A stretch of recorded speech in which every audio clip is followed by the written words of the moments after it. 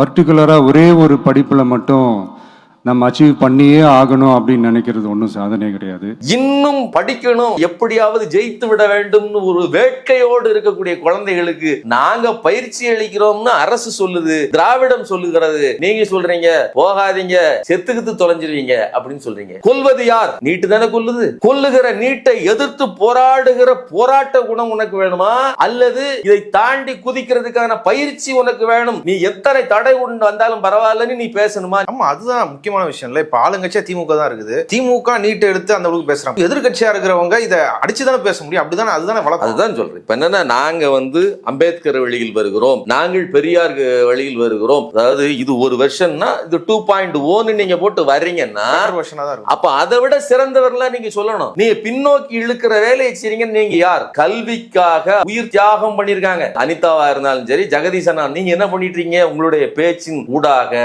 அவர்களுடைய தியாகத்தை அசிங்கப்படுத்துறீங்க, இழிவுபடுத்துறீங்க.